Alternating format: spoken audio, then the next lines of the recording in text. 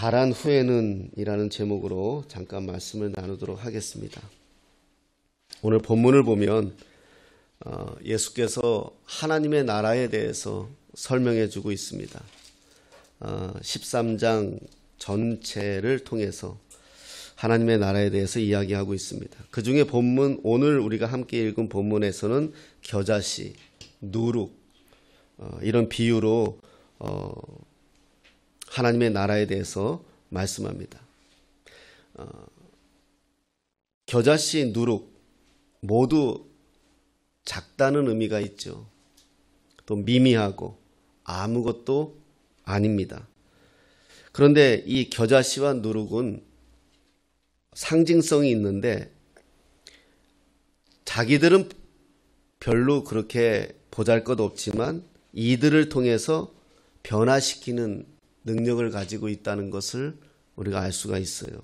그런 상징성을 가지고 있습니다. 하나님의 나라에 대해서 바로 이것이다 라고 보여줄 수는 없어도 또 하나님의 나라의 속성에 대해서 설명하고 있는 것을 우리가 볼 수가 있습니다. 하나님의 나라의 속성은 뭐죠? 자라는 겁니다. 성장하는 겁니다. 이는 신구약 전체를 통해서 명백하게 흐르는 하나의 흐름입니다. 이스라엘의 구원 과정을 보시면 우리가 알 수가 있죠. 이스라엘 나라는 나라도 없었습니다. 아브라함이라는 저 이방 사람을 불러서 그 먼 거리를 오게 해서 그 한 사람을 통해서 하나님의 나라화시키는 것을 우리가 알 수가 있잖아요. 아브라함의 부르심에 아브라함이 순종해서 갈대아 우르를 떠나 하나님이 약속한 가나안 땅까지 어떻게 들어가는지 우리가 구약의 성경을 보면서 알 수 있잖아요. 이걸 보면서 겨자씨 하늘 같은 아브라함, 누룩 같은 아브라함을 통해서 이스라엘이라는 나라를 만들어가는 것을 보면서 하나님의 나라의 속성에 대해서 우리가 알 수가 있어요. 구약 성경, 아니 지금도 마찬가지죠. 이스라엘이라는 나라는 실로 보잘것없어요. 우리나라 강원도 땅만한 나라예요. 당시 주변에 이집트, 아시리아, 바벨론 엄청난 나라들이 주변에 있었어요. 너무 미약해요. 겨자씨 같은 나라예요. 그런데 이런 나라를 하나님께서 어떻게 하십니까? 이스라엘로 세우시더니 그 지중해 연안 전체에 영향력을 끼치고 솔로몬 치하에서는 성전까지 건축하게 하시고 모든 나라와 민족을 초월하여 하나님의 뜻을 펼치는 아름다운 도구로 오늘도 우리에게 보여주고 있어요. 성경은 우리에게 주님이시며 교회의 머리이신 예수님에 대해 충격적으로 좀 증언을 합니다. 우리 여기 예수님 사진도 있지만 예수님 아니거든요.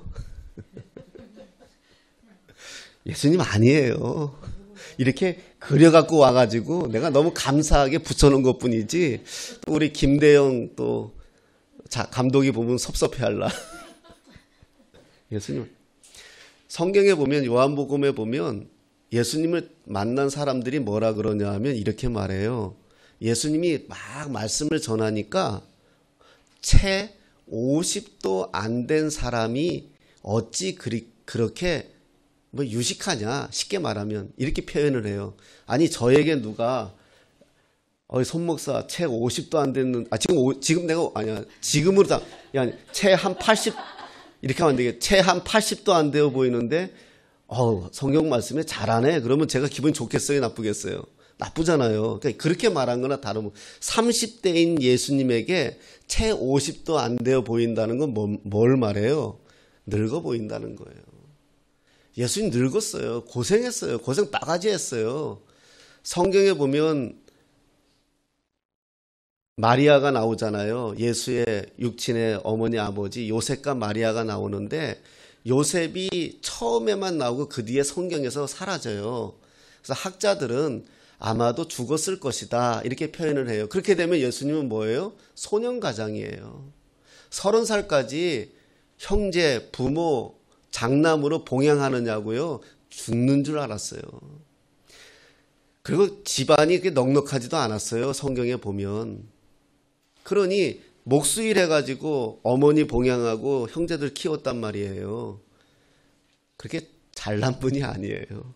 또 성경에도 뭐라고 하냐 하면 성경은 그냥 쓰여진 게 아니라 다 이유가 있어요. 예수님이 나이 드신 것처럼 먹은 것처럼 모습으로 태어난 것도 성경에 기록되어져 있어요. 이사야 53장 2절 말씀입니다. 색인하시고요. 이사야 53장 2절. 구약성경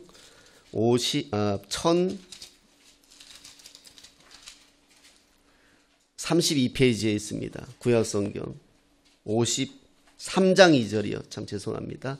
1034페이지. 예수님에 대해서 이사야 성경은 66장까지 있는데 예수님에 대해서 예언하고 있거든요. 모든 성경이 그렇지만 읽어보겠습니다. 시작.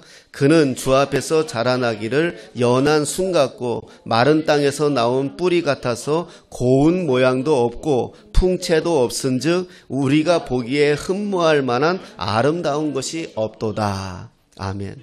예수님에 대해서 이미 구약에서 이렇게 말씀했어요. 고운 모양도 없고 풍채도 없고 우리가 보기에 흠모할 만한 아름다운 것이 없다. 물론 은유적으로 기록한 것이지만 사실 내용이 그렇게 기록되어져 있어요. 그분의 겉모습이 당시 사람들에게 전혀 매력적이지 않았다는 거예요. 그런데 그런 예수님을 통해서 복음의 역사가 펼쳐지고 또 예수님의 제자 바울, 인간적인 면에서 보면 아주 교만한 사람이고 아주 독선적인 사람이에요.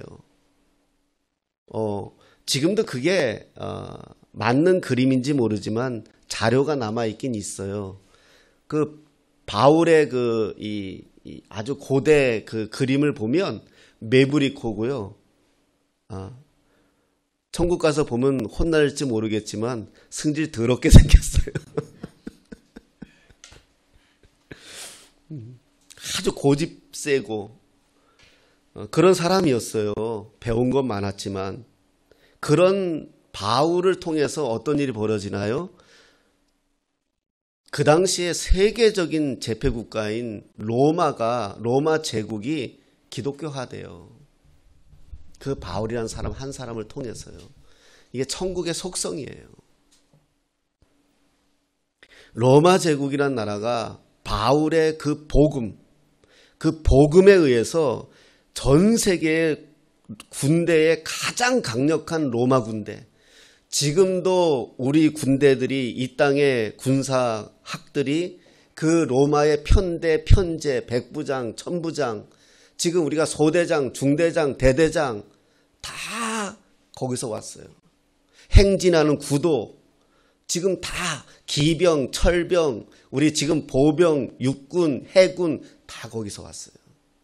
그런 2000년 전에 강력한 군대를 가지고 있던 로마를 하나님의 복음 하나로 바꿔버린 사람이 바울이에요. 하나님의 역사지만요.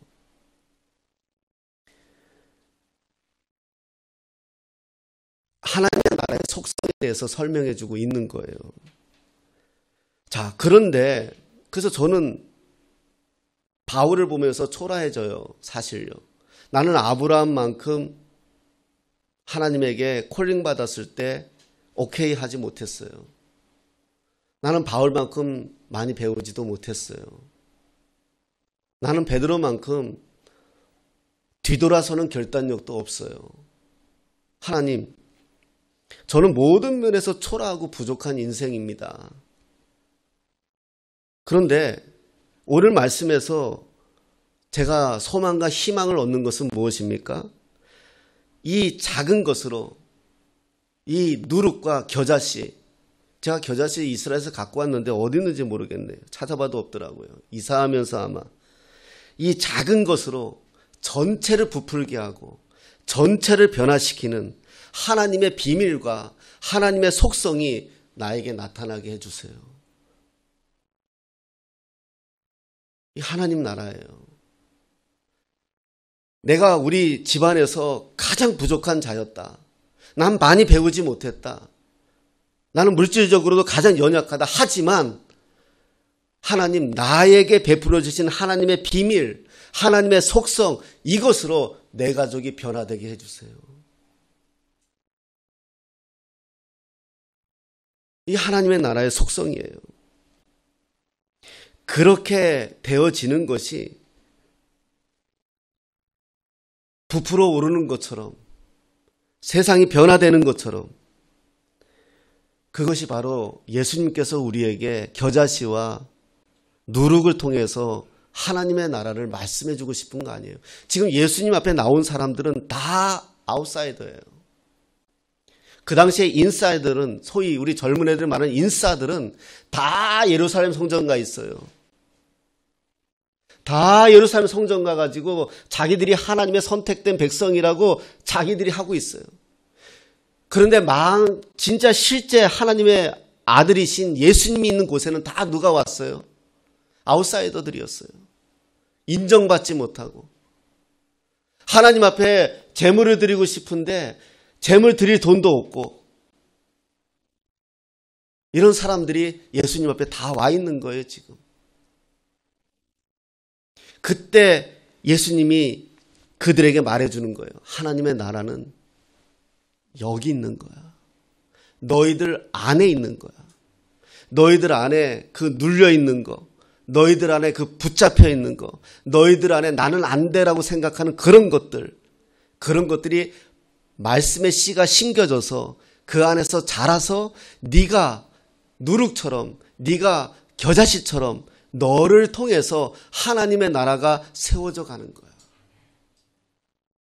그게 하나님 나라야. 하나님의 나라는 여기에 있다, 저기에 있다, 아니다.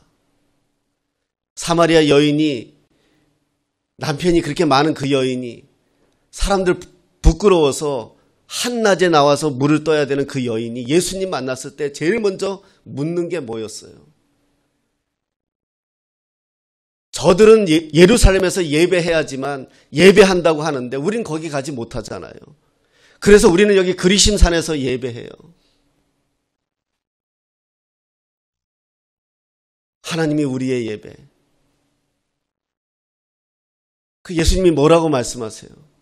아니다. 신령과 진정으로 예배할 때가 온다. 하나님의 나라는 여기도 저기도 예루살렘도 그리심도 아니라 바로 네 안에 있느니라. 그렇게 말씀하세요. 하나님 나라 속성에 대해서 또 예수님이 비유하는 게 밭의 비유가 나오잖아요. 마태복음 13장 44절 우리가 한번 더 읽어보겠습니다. 44절입니다. 13장 44절 시작. 천국은 마치 밭에 감추인 보화와 같으니 사람이 이를 발견한 후 숨겨두고 기뻐하며 돌아가서 자기의 소유를 다 팔아 그 밭을 사느니라. 아멘. 이게 이제 그냥 공짜로 생긴 거잖아요. 공짜로. 어느 날 밭에서 그 보화를 발견했잖아요. 근데 실제 주인은 몰라요. 그러니까 그 밭을 자기가 사버린 거잖아요. 그럼 그 보화도 누구 거예요? 자기 거가 된 거잖아요. 그럼 이거 어떻게 보면 불로소득이에요. 예. 그런데 예수님은 도덕적으로 지금 이야기하는 것이 아니고 하나님의 나라 속성에 대해서 이야기하고 있는 거거든요. 이것도 도덕적으로 윤리적으로 받아들여서 야 이거는 이렇게 하면 안 되잖아 이러면 곤란해요. 예. 여기서 예수님이 말씀하고 싶은 건 뭐냐 하면 네가 정말 소중하게 여기고 있는 게 뭐냐 이거예요. 네가 소중하게 여기는 것을 봤을 때 넌 사고 싶고 갖고 싶잖아요. 우연히 보화를 발견한 것이지만 그것을 발견하기 해서 그것을 가지기 위해서 어떻게 해야 돼? 이 사람은요, 자기의 소유를 팔았다는 거예요. 자기의 소유를 팔아서 그 밭을 산 거예요. 주인이 바뀌어야 돼요. 주인이. 예수 믿는 사람은 주인이 바뀌어야 돼요. 예수가 주인이 돼야 돼요. 지금까지는 내가 살았다는 거예요. 그런데 예수가 더 좋으니까, 예수가 보하니까 예수를 가지기 위해서 나의 주인을 바꿔주었. 그래서 다 팔라 해서 집 팔고 이러지 말. 이건 아니고, 이런 거 말하는 거 아니고요. 예수님이 말하는 의도는 뭐냐 하면, 지금 너에게 가장 소중한 것이 뭐냐? 나라면, 예수라면 그것을 위해서. 여러분, 우리가 옛날에 CCC 그 전도할 때 그게 복음의 핵심이에요. CCC 그림 4장 가지고 하잖아요. 네. 의자 하나 놓고요. 거기다가 의자 위에다 나, 밑 땅에다가 예수 써놓잖아요.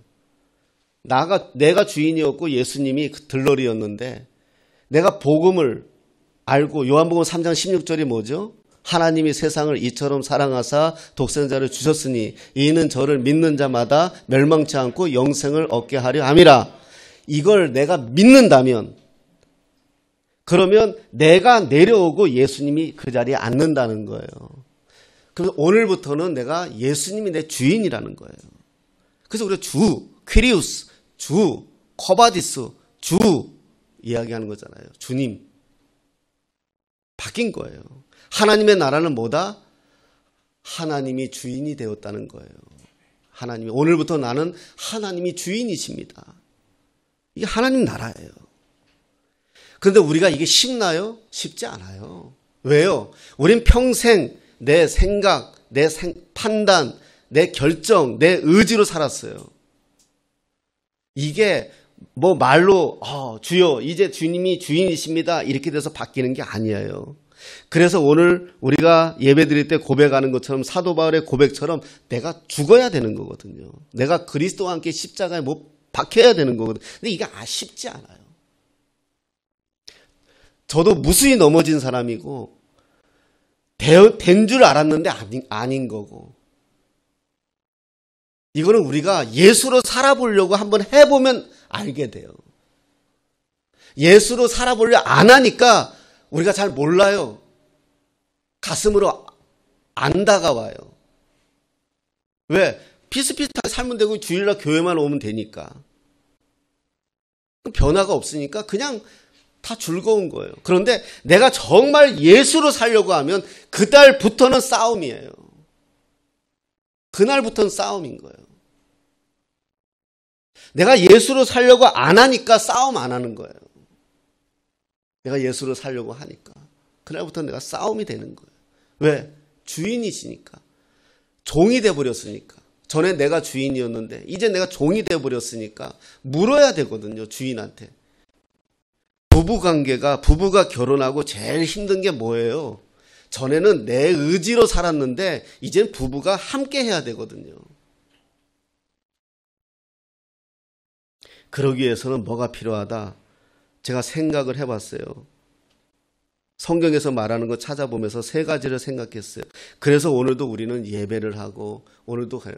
의영이가 오늘 아침에 2 부부가 설사를 한다고 못 온다고 하는데, 옛날에 그 연평도에 북한 애들이 때렸잖아요. 포탄을 쐈잖아요. 참 이런 일이 있을 수 없는 일인데 있었단 말이에요. 그래서 우리 해병들이 죽고 그랬잖아요.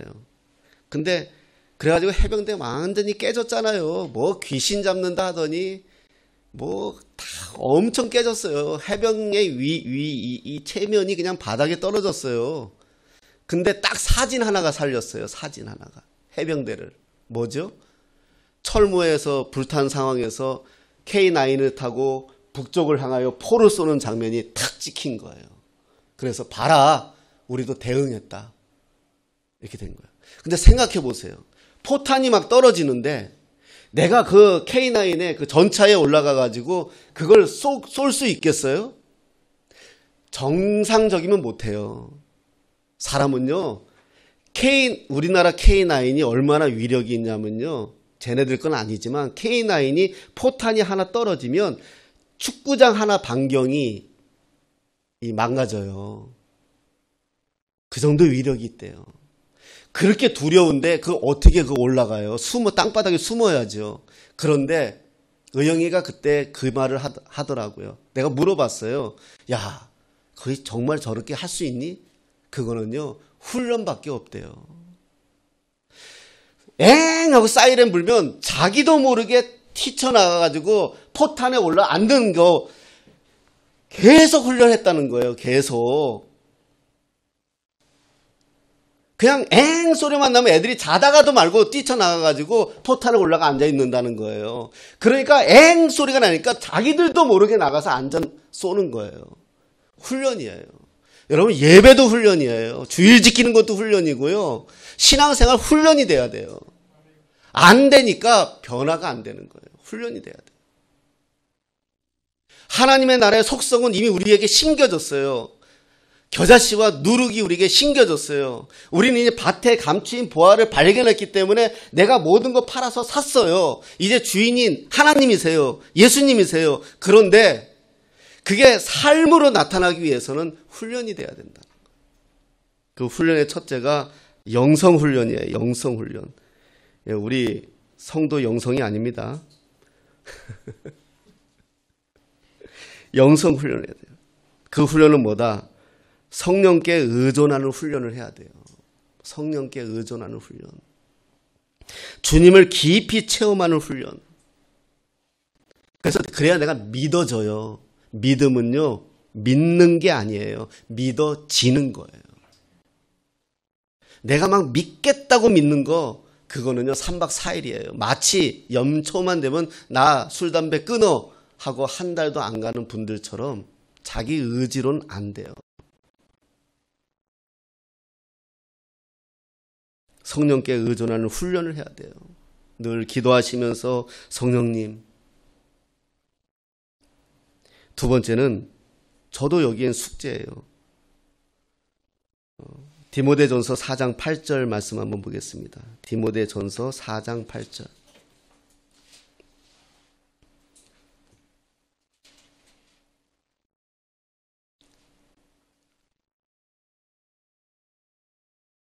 (4장 8절) 시작. 육체의 연단은 약간의 유익이 있으나 경건은 범사에 유익하니 금생과 내생에 약속이 있느니라. 아멘. 육체의 연단, 훈련이 있어야 돼요.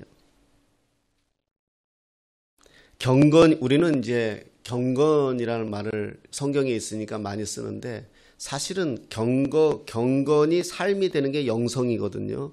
근데 우리 개혁교회에서 영성이란 말을 잘 많이 안 써요. 왜냐하면은 캐톨릭에서 쓰고 있어요. 마치 북한 애들이 동무라는 말을 쓰니까 우리가 쓰지 않아야 되는 것처럼. 그런데 경건이 실제화되는 게 영성이거든요. 약간의 유익이 있다. 경건은 범사에 유익하다 그래요. 인격 훈련, 무슨 훈련이죠? 예수님이 나의 인격이 되는 거. 예수님이 나의 인격이 되는 것.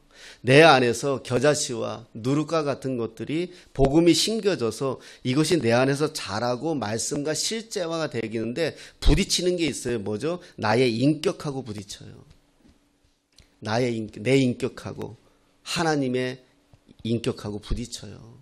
그것이 로마서 7장이잖아요. 오호라 나는 공고한 존재로다. 이 사망의 몸에서 내가 어떻게 할꼬. 이거잖아요. 이게 부딪히는 거예요. 그래서 내가 그리스도와 함께 십자가에 못 박혔다 고백하는 것처럼 내가 죽어져야 예수님의 인격이 나의 인격이 되는 거예요. 이 훈련이 필요해요. 그래서 우리는 날마다 죽노라. 날마다 말씀 앞에 우리는 나 자신을 죽여줘야 되죠. 그리고 마지막으로 지성훈련이라고 생각하면 돼요. 지성훈련. 에베소서 4장 23절 한번 보겠습니다. 에베소서 4장 23절입니다.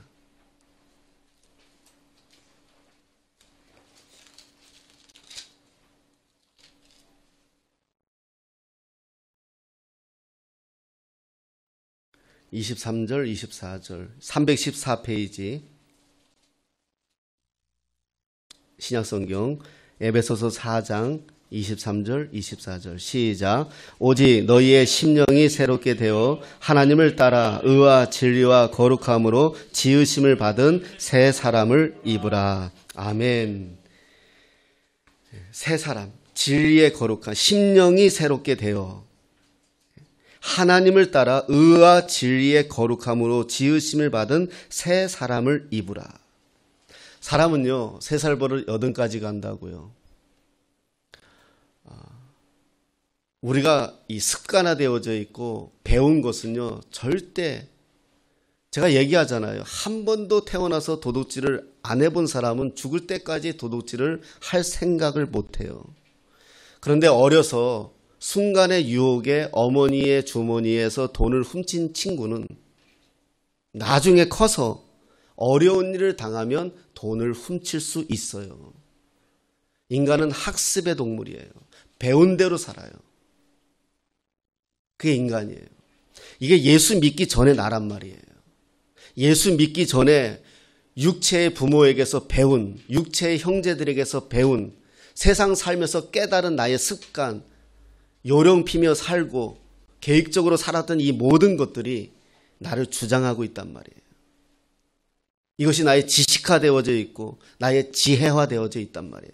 성경에서 말하는 지혜는 호크만데 삶의 배움으로 얻는 지혜가 아니에요.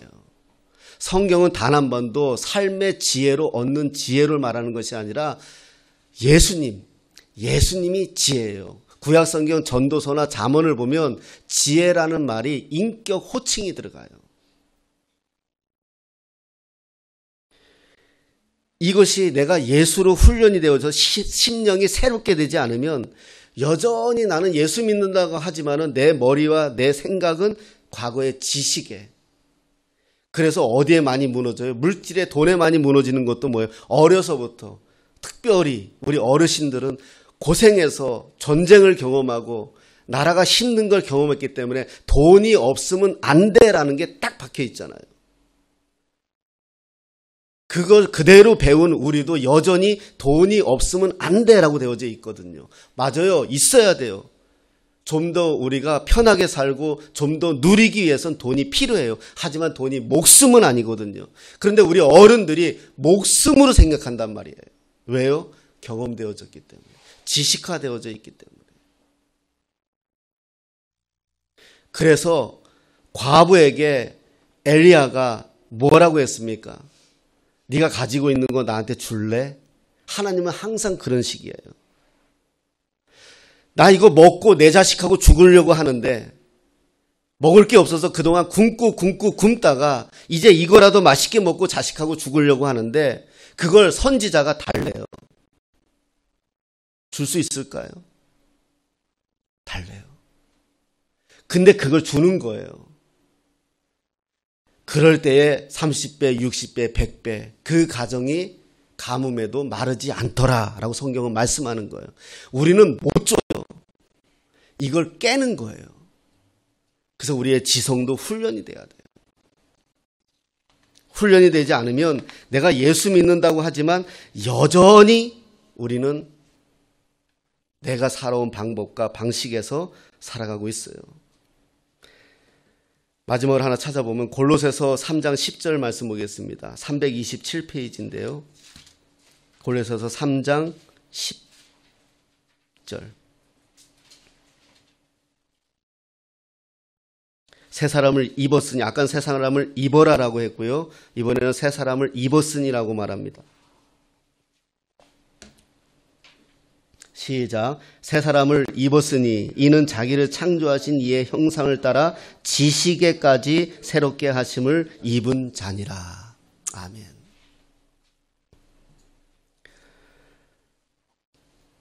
베드로는 우리 구주 곧 구주 예수 그리스도의 은혜와 그를 아는 지식에서 자라가라. 이 베드로가 쓴 성경 베드로 후서 3장 18절에 있는 말씀이에요. 사실 베드로는 지식 얘기할 사람은 아닌데 이사야 50장 4절에는 또 뭐라고 말씀? 주 여호와께서 학자들의 혀를 내게 주사, 학자들의 혀를 내게 주사. 나로 공고한 자를 말로 어떻게 도와줄 줄을 알게 하시고 아침마다 깨우치시되 나의 귀를 깨우치사 학자들같이 알아듣게 하시도다.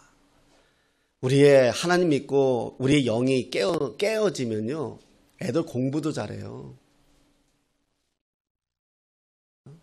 듣는 길을 열어주고 말하는 걸 열어주고, 이 영성, 인격, 지성, 이게 훈련이 돼야 된다.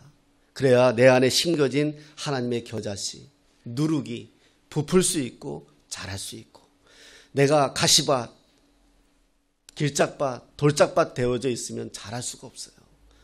그래서 내가 이걸 훈련이 되어서 이것들이 좋은 땅이 되었을 때 많은 열매를 맺어서 하나님의 나라는 여러분들을 통해서 구체적으로 세워져 가는 거예요. 하나님의 나라는 완성된 곳에 우리가 들어가는 것은 우리의 마지막 종말일 때고, 지금 이 땅에서는 여러분들이 하나님의 나라화가 되어서 여러분들 통해서 펼쳐지는 거예요. 여러분의 가정이 하나님 나라가 되는 거고요. 여러분들이 서 있는 곳이 하나님의 나라가 되는 것이고요. 그것이 오늘 예수님이 우리에게 말한 자란 후에는 자라야 됩니다. 언제까지 몸은 50대, 60대면서 생각은 10대, 20대에 젖어 있고 몸은 비대해져 있으면서 아직까지 젖병 빨고 있다면 그걸 바라보는 부모의 마음은 어떨까요? 미치는 거죠. 하나님도 마찬가지예요.